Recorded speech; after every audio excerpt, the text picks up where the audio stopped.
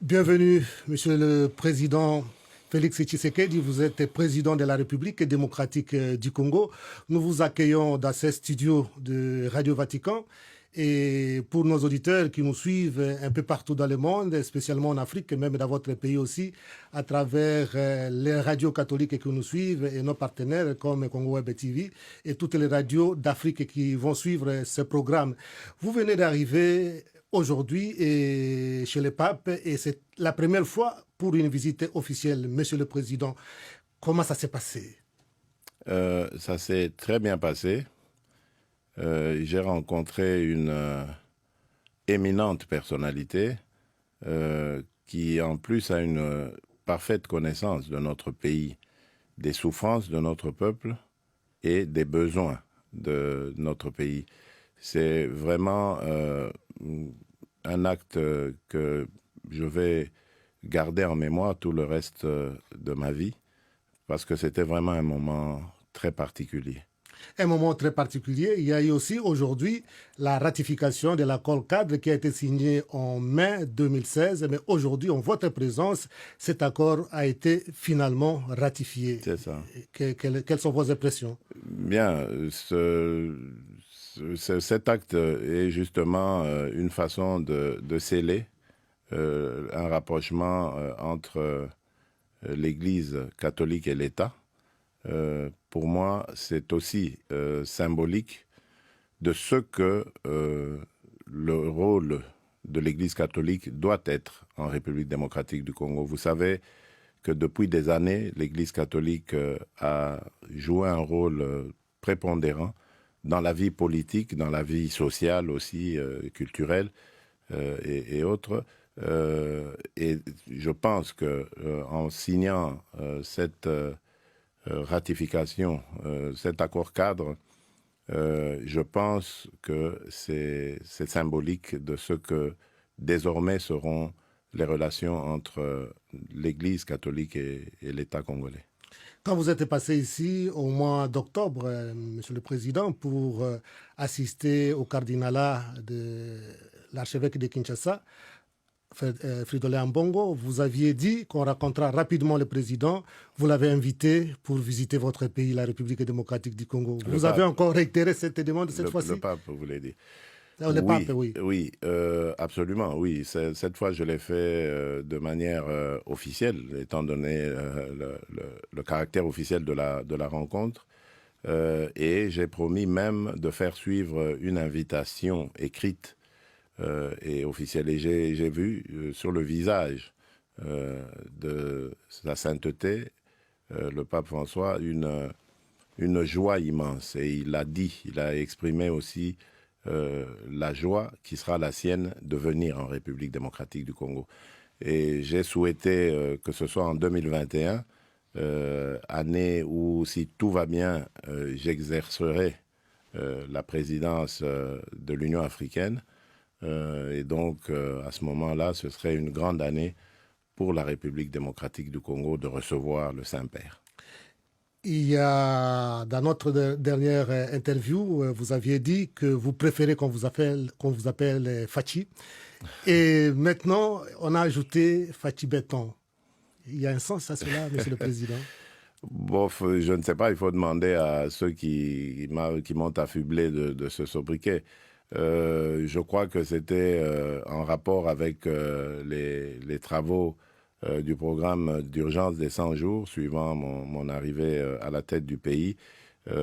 C'est affectif, mais je crois que ici, le plus important, c'est de continuer dans le sens du travail pour le peuple, pour le pays, parce qu'il y a beaucoup de besoins auxquels il faut répondre. Faisons un petit tour de votre pays. On profite de l'occasion que vous êtes là, un petit tour. En commençant d'abord par la situation dans l'Est des pays, qui est toujours un peu sous la menace de milices, sous la menace de groupes armés. Maintenant, il y a un pas en avant avec les forces armées de votre pays. Absolument. Il y a aussi le problème d'Ebola qui se calme. Et comment va la situation à l'Est du pays? Oui, je crois qu'il y a vraiment une note d'espoir. D'abord, par rapport à la sécurité de nos populations, surtout au Grand Nord, à Béni.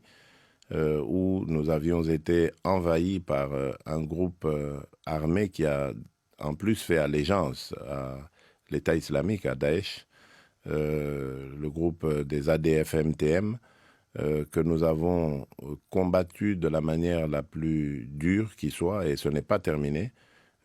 Ici, je voudrais saisir l'occasion pour rendre un vibrant hommage à nos forces armées de la République que l'on a souvent vilipendées, parfois à tort, souvent même à tort, et dont on ignore vraiment la bravoure. J'étais aussi de ceux qui ignoraient les faits, les grands faits de notre armée, et depuis que je suis à la tête de ce pays, je m'en suis rendu compte et je me suis juré de tout faire pour que nos forces armées, celles qui protègent notre territoire, nos vies, à nous, Congolaises et Congolais, tout faire pour que leurs conditions de vie soient améliorées. Et c'est ce que je fais, c'est pour cela que j'ai lancé cette offensive en essayant de mettre toutes les meilleures conditions qui soient, bien que on n'y est pas encore vraiment, mais au moins ce sont de braves citoyens qui ont de manière admirable mis en déroute l'ennemi, et ça va continuer parce qu'il y a encore quelques poches, mais sinon de ce côté-là les nouvelles sont bonnes. Idem pour le problème de la fièvre à virus Ebola, qui est en voie d'éradication. Grâce au savoir-faire d'un fils du pays, là également, le docteur Jean-Jacques Mouyembe, qui s'est de manière admirable déployé avec son équipe pour lutter contre ce fléau. Aujourd'hui, nous pouvons dire avec satisfaction que la maladie a vraiment reculé et elle est en voie de disparaître. Une autre bataille pour vous, Monsieur le Président, c'est la gratuité de l'enseignement. Où en est-on ? La gratuité, ça va, elle prend, elle a déjà pris effet, elle est en pratique. L'avantage de cela, c'est que nous avons cette année, rien que cette année, enregistré sur l'ensemble du territoire national plus de 2,5 millions d'enfants qui sont retournés à l'école, qui étaient en dehors du circuit scolaire. Plus de 2,5 millions selon les chiffres, à mon avis, ça doit être même plus. L'inconvénient, évidemment, c'est que nous n'avons pas suffisamment d'établissements pour absorber cette masse, et on trouve maintenant des classes qui sont en surabondance d'élèves. Mais qu'à cela ne tienne, je pense que l'essentiel ici, c'est de dispenser les enseignements, l'éducation, parce que nous avons une population en majorité jeune qui a besoin d'être éduquée, parce que c'est elle qui prendra les rênes de notre pays demain, et si elle ne l'est pas, avec les enjeux à venir, ça va être dangereux pour non seulement notre pays, mais également toute la région, et voire le continent. Et donc, pour nous, c'est une priorité des priorités. L'enseignement gratuit, ça, nous allons continuer. Nous avons des difficultés, mais l'espoir ici, c'est que c'est un message qui a été entendu, surtout dans les institutions financières internationales, et lesquelles d'ailleurs se sont promises de nous accompagner dans ces efforts. Et je suis convaincu que avec la dynamique que j'impulse sur le plan économique pour avoir augmenté les recettes du pays, je pense, je suis convaincu que nous tiendrons ce défi et nous irons même plus loin, parce que le but, c'est d'aller au-delà du primaire, de l'enseignement primaire, d'arriver à l'enseignement secondaire, voire même le supérieur. Avec les changements que vous apportez dans votre pays, et les gens se demandent aussi à quand la fin de Go passe et à quoi sert cet argent. Oui, c'est une très bonne question. Nous sommes en train de faire une analyse de tout ça. Attention, le Go Pass n'est pas foncièrement mauvais dans le sens où c'est une taxe comme partout au monde, on trouve des taxes d'aéroport. Maintenant, le but, c'est de savoir ce qu'on en fait. Et donc, je profite peut-être de cette occasion pour dire que ce sera le cas pour tous les secteurs de la vie publique.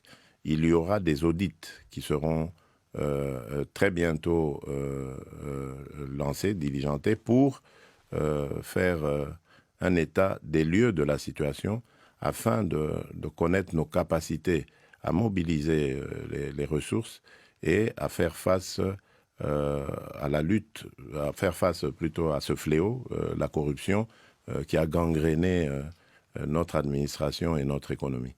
Donc il y aura des audits très prochainement qui vont déterminer notre nouvelle façon de gérer la République. Les gens vous reconnaissent, les gens reconnaissent votre sincérité quand vous parlez et votre ouverture aussi. Et on voudrait aussi savoir les dossiers des 15 millions. Ben, le dossier de 15 millions, c'est bien de poser cette question. Il se trouve pour le moment entre les mains de la justice. Donc je ne peux pas commenter les affaires de justice. Tout ce que je peux dire, c'est que j'ai tenu à ce que il n'y ait de pression sur personne, que le travail des inspecteurs de finances soit effectué. Et cela s'est passé comme je le voulais. Et aujourd'hui, le dossier est à la justice, ce n'est plus mon affaire. Et vous parlez souvent des problèmes de mentalité, des changements de mentalité, Oui. et ça c'est positif. Et c'est une tâche difficile. Votre prédécesseur avait parlé de chercher, je crois, si je ne me trompe pas, 15 collaborateurs qui peuvent l'aider dans son travail. Vous avez trouvé un peu plus au moins? Bon, ça c'est... Je ne vais pas le dire pour que mes collaborateurs le sachent, c'est mon secret, on va dire. Mais je crois qu'effectivement, le grand défi, mon prédécesseur avait raison en tout cas, c'est d'être bien entouré. Le grand défi d'un dirigeant, d'un leader politique, c'est d'avoir une équipe qui peut l'accompagner dans la réalisation de ses objectifs. Et ça, c'est un combat de tous les jours. Parce que, vous savez, là où il y a les hommes et les femmes, il ne manque pas de problèmes. Donc, il faut gérer ces problèmes, mettre tout le monde en ordre de bataille, élaguer tout ce qui est futilité et se concentrer sur ces efforts. C'est pas évident. C'est un combat de tous les jours parce que nous venons de divers horizons avec nos éducations, nos formations, etc. Et cela est une autre façon de gérer la République. Oui. C'est très difficile, en effet. Et les derniers incidents des étudiants à l'université de Kinshasa, Monsieur le Président? Oui, ils sont très regrettables dans la mesure où toutes les précautions avaient été prises, du moins par rapport à la fixation de ces frais, du prix, du montant de ces frais.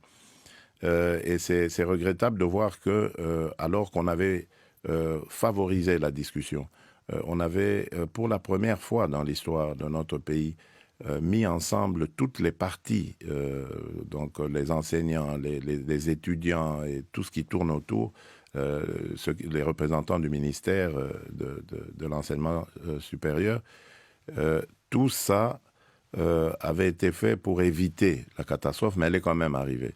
C'est l'œuvre, à mon avis, de certains jeunes qui sont d'ailleurs même en dehors du parcours universitaire, pour la plupart, et qui ont voulu, qui ont sûrement été manipulés et voulu donner une connotation politique à cette affaire, alors qui n'en est pas une en fait. Et ça, c'est vraiment regrettable parce qu'il y a eu mort d'homme. Un policier est décédé.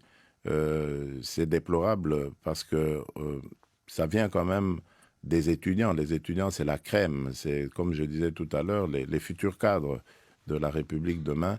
Et c'est un très mauvais message. Mais qu'à cela ne tienne, nous avons pris maintenant toutes les dispositions. Le ministre de l'Enseignement supérieur et universitaire a réuni encore toutes les parties en présence et a chargé les professeurs et les cadres de l'université de décider très prochainement de la reprise des cours. Alors, nous avons profité de l'occasion pour lancer des travaux de restauration des homes parce qu'ils étaient dans un piteux état. les étudiants vivaient vraiment dans des conditions infrahumaines. Et puis, il y avait tout et n'importe quoi dans ces homes. On trouvait même des gens qui n'étudiaient plus depuis longtemps, des anciens étudiants qui avaient déjà fini leurs études, reçu leur diplôme, mais qui habitaient là-bas, et ainsi de suite. Donc, nous allons profiter de cette occasion pour remettre de l'ordre là-dedans. Quant aux étudiants qui vont, surtout, on doit faire face à ces étudiants qui sont venus de l'intérieur du pays et qui n'ont pas de famille, pour la plupart, à Kinshasa.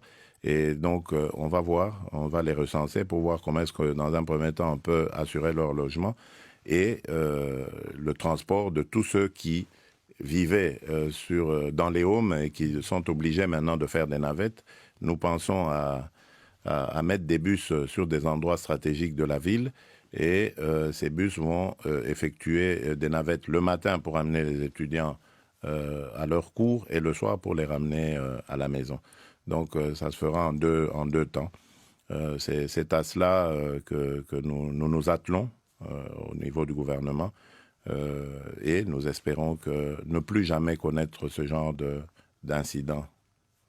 Monsieur le Président, comment va la coalition Cash-FCC? Ça va, on va dire dans l'ensemble, avec des hauts et des bas. Vous savez, il y a eu de part et d'autre, comme ça, des envolées oratoires qui ont un peu mis le feu des fois. Mais je pense que c'est inhérent à une expérience aussi nouvelle, aussi inédite qu'est la nôtre. Nous n'étions pas du tout préparés à vivre cela. la coalition. Pas du tout. C'est vraiment un accident de l'histoire. Même si en politique avertie, nous aurions pu prévoir le coup, parce que moi je me rappelle qu'il y a 10 ans, j'avais fait une interview à Kinshasa où je parlais de ça, que c'était possible un jour que les Congolais décident d'envoyer un opposant à la présidence et de maintenir l'Assemblée aux mains de ceux qui étaient au pouvoir à ce moment-là. Donc, c'est possible, on peut l'évoquer, mais quand ça arrive, on est quand même surpris. Donc c'est une nouvelle expérience dans la vie politique de notre pays et nous sommes en train de la vivre avec évidemment ses hauts et ses bas. Donc ça, l'essentiel, c'est de ne pas perdre l'objectif premier qui est le service à notre peuple. Et d'assurer la paix, la sécurité sur l'ensemble du territoire et de tous les jours se battre pour l'amélioration de la qualité de vie de nos concitoyens. Moi, c'est ça qui m'importe le plus et je ne vois personne, que ce soit au sein de la coalition ou ailleurs, m'empêcher de remplir cette mission. De servir votre peuple. Et s'il fallait, c'est une question qui me vient comme ça, Monsieur le Président, s'il fallait choisir entre la coalition et le peuple d'abord? Ah, le peuple d'abord, forcément, toujours. Ça, c'est pour ça que je suis là, c'est pour ça que j'existe, c'est pour ça que je suis en politique. C'est pour servir mon peuple, servir mon pays, faire de ce pays le leader qu'il mérite d'être. La République démocratique du Congo, moi je suis convaincu, est un pays béni, qui a un grand peuple et ce peuple mérite un meilleur sort que celui qu'il vit en ce moment. Et je crois qu'aujourd'hui, nous sommes tous d'accord qu'il faut faire quelque chose pour ce peuple et nous y travaillons. Le 30 juin de cette année, votre pays, la République démocratique du Congo, va accomplir 60 ans d'indépendance. Oui. Quel Congo arrive à 60 ans d'indépendance et que comptez-vous faire, Monsieur le Président? Bon, évidemment, les préparatifs, les réflexions ont déjà commencé. Il faut très bientôt, on va installer le comité organisateur des festivités. Mais le bilan que je peux en faire après 60 ans, c'est que, très sincèrement, moi je pense que nous avons un peuple qui est arrivé aujourd'hui à maturité. C'est vrai qu'il y a encore beaucoup de difficultés d'ordre social, c'est vrai, mais le peuple est mûr. Aujourd'hui, je crois que c'est un peuple qui n'est plus à même d'être manipulé et amené à faire des choses contre son gré ou contre ses intérêts. Ça, c'est un grand avantage. Un peuple qui a compris qu'il veut un Congo uni, une nation prospère, et qui est devenu très exigeant grâce à sa maturité, parce qu'il exige de nous, acteurs politiques, de le servir comme il se doit. Et je crois en allant dans ce sens, de favoriser l'instauration d'un état de droit, en favorisant davantage l'expression des libertés et des droits de notre peuple, je pense que nous arrivons très vite à un niveau que beaucoup nous envieront, parce que le peuple congolais, comme je l'ai dit, est un peuple leader et qui a eu beaucoup de difficultés ces derniers temps avec les guerres et tous les systèmes politiques qu'il y a eu, mais qui aspire à vivre en paix et en bonne entente, en tout cas avec tous ses voisins. Vous êtes un homme de paix. Est-ce qu'un jour vous comptez rencontrer l'opposition pour parler, pour dialoguer? Mais je rencontre déjà l'opposition. Hein. Il y en a qui m'envoient des messagers, il y en a que je rencontre aussi, que je reçois. Je ne sais pas s'il faut le faire de manière symbolique, mais pour quelle raison? Je crois qu'en garantissant déjà les droits et les libertés de chacun, j'ai déjà rencontré leurs desiderata. Pour le reste, je leur souhaite bonne chance dans leur évolution. Et rendez-vous en 2023 lorsqu'il y aura encore une autre compétition électorale. Monsieur le Président, un mot de la fin, un message? Le message, ça ne peut être qu'un message de paix, parce que je me trouve ici au Vatican, qui est l'antre même de la paix dans le monde. Et donc, mon message, c'est celui d'espoir d'arriver à la violence zéro en République démocratique du Congo. Nous sommes sur la bonne voie et nous n'allons pas du tout nous décourager. Je ne me reposerai que le jour où j'aurai atteint le degré zéro de violence en République démocratique du Congo. Monsieur le Président, c'était un honneur pour nous de vous recevoir ici. Mais et il ne vous reste plus qu'à vous remercier. Si vous pouvez juste dire un petit mot, envoyer une salutation à votre peuple qui nous suit à travers Radio Vatican en une langue locale, et on aura fini. Oui, bana mboka, bana Congo, nazane sengo, yakoyebisa bino que mokonzi wa Vatican, papa wa Roma, auti koyamba ngai, ayambinga ne sengo, alakisi nga te ayebi makambo nyonso, makambo manso ezali koleka na Congo, ayebi bapasi na biso, ayebi minyoko na biso, pe atondi bino botondi pona maemanso bozali kotombela ye, pe alaki biso aya kotala biso na 2021 na Congo. Etikali kaka nde na komela ye mokanda, bongo sima akoka koya kotala biso. Mbote napesi bino na bonne année lisusu pona baoyo bazwaki nanu baveu na nga te. Merci. Merci, Monsieur le Président. Merci, Père.